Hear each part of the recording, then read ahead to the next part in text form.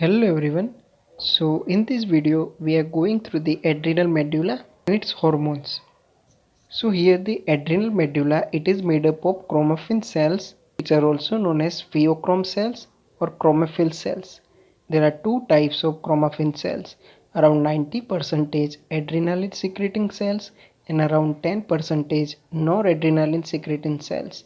Adrenaline, it is also known as epinephrine, and noradrenaline, it is also known as norepinephrine. Hormones of the adrenal medulla, catecholamines, these are the amino acid derivatives. So these are the adrenaline or epinephrine, noradrenaline or norepinephrine, and dopamine on a lesser extent. It is synthesized from the amino acid tyrosine in the chromaffin cells of the adrenal medulla. Hormones of the adrenal medulla. So plasma levels of catecholamines, adrenaline 3 microgram per dl, noradrenaline 30 microgram per dl, and dopamine 3.5 microgram per dl. Half-life of the catecholamines are about 2 minutes, and metabolism 85% these catecholamines taken up by the sympathetic adrenergic neurons, whereas the 15% catecholamines are degraded. So effect of adrenaline hormone is prolonged 10 minutes more than that of the sympathetic stimulation, because the inactivation, degradation and removal of the adrenal medullary catecholamines is a slow process. Now the receptors, these are the adrenergic receptors, alpha adrenergic receptors, beta adrenergic receptors. Adrenaline acts through both alpha and beta receptors equally, whereas the noradrenaline acts mainly through alpha receptors and occasionally through beta receptors.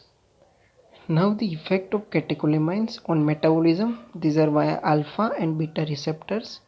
Adrenaline influences the metabolic functions more than noradrenaline. So adrenaline increases the oxygen consumption and carbon dioxide removal, as well as it increases the basal metabolic rate or BMR. It is also called calorigenic hormone. Catecholamine effects on carbohydrate metabolism. Adrenaline increases blood glucose level. It is also increases glycogenolysis in liver and muscles, so that there will be increase in the blood glucose level. On the fat metabolism, under the effect of adrenaline, there will be mobilization of free fatty acids from the adipose tissue, and for this action both of these glucocorticoids are required. On blood, the effect via beta receptors, adrenaline decrease blood coagulation time and it increase RBC count in blood by contracting smooth muscles of the splenic capsule, so that RBC release from the spleen into the circulation. On the heart, via the beta receptors, here the adrenaline having more effect than there of the noradrenaline. This catecholamine, specifically adrenaline, increase all activity of the heart. So here there will be increase in the heart rate, which is known as positive chronotropic effect, increase in the force of contraction, which is known as positive inotropic effect, increase excitability of the heart muscle, which is known as positive bathmotropic effect, and increase conductivity in the heart muscle, which is known as positive dromotropic effect. So these are the effect of adrenaline specifically on the heart via beta receptors. Now catecholamine effects on blood vessels via alpha and beta 2 receptors. Here the noradrenaline having more effect than that of the adrenaline. So noradrenaline causes constriction of blood vessels throughout the body via alpha receptors, so that there will be general vasoconstriction throughout the body, and so there will be increase in the peripheral resistance. Adrenaline also causes constriction of the blood vessels on a lesser extent, but adrenaline causes dilatation of the blood vessels in the skeletal muscle, liver, heart through beta 2 receptors, so there will be decrease in the peripheral resistance. And for both of these actions, glucocorticoid are required along with the catecholamines. Now the catecholamine effects on blood pressure via alpha and beta receptors. So adrenaline increase the force of contraction, so there will be increase in the cardiac output and increase in the systolic blood pressure. And on the diastolic blood pressure, due to decrease in the peripheral resistance, adrenaline causes decrease in the diastolic blood pressure. So ultimate the net effect of adrenaline, it increase the systolic blood pressure but it decrease the diastolic blood pressure. Noradrenaline, it causes the vasoconstriction, so that there will be increase in the peripheral resistance and increase in the diastolic blood pressure. Abnormally increase in the adrenaline and noradrenaline leads to the condition of hypertension. Adrenaline increase rate and force of respiration. Adrenaline injection produces apnea, which is known as adrenaline apnea. Apnea, that means temporary stoppage of breathing, and this also causes the bronchodilation, that means dilatation of bronchial smooth muscles. On skin, by alpha and beta 2 receptors, adrenaline causes constriction of erector pili muscle as well as it increases the sweat secretion.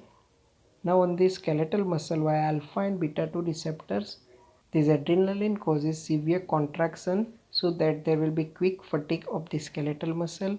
It increases the glycogenolysis in the skeletal muscle, so there will be release of glucose from muscle into the blood, and so there will be increase in the blood glucose level, and it causes vasodilatation in the skeletal muscles.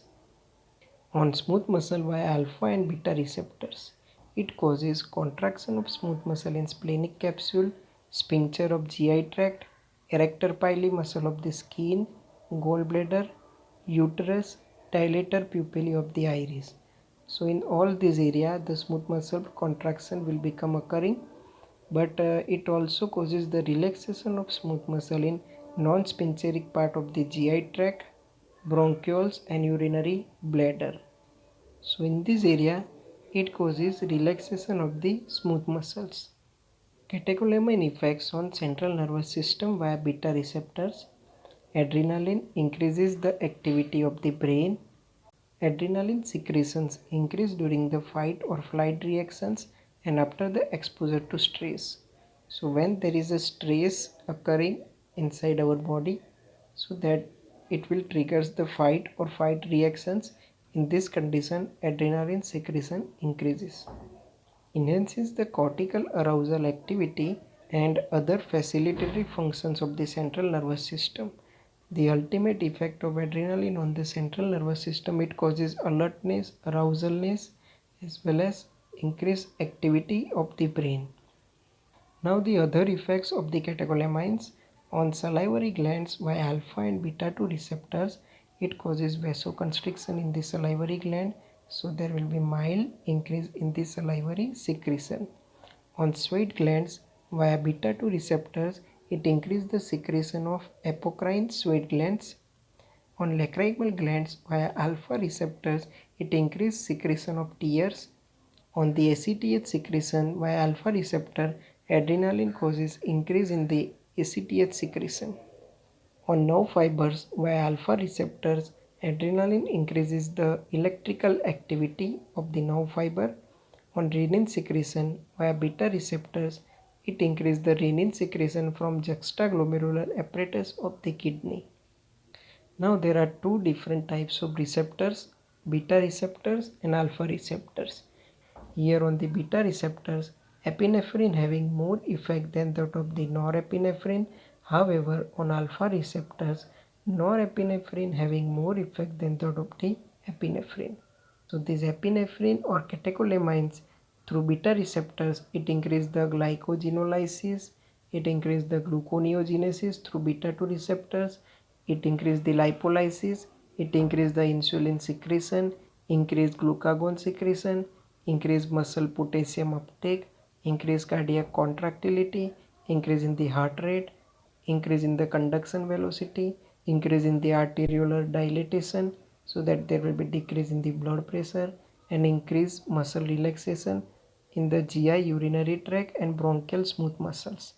However, through alpha receptor, specifically norepinephrine, increase the gluconeogenesis, increase glycogenolysis, decrease in the insulin secretion. So that is the opposite effect. Increase cardiac contractility, increase arteriolar constriction, so there will be increase in the blood pressure. So that is also the opposite effect. And it increase the sphincter contraction and specifically there will be the pupillary dilatation. So all these are the different effects of catecholamines on beta and alpha receptors. Now, which are the stimuli for release of catecholamines?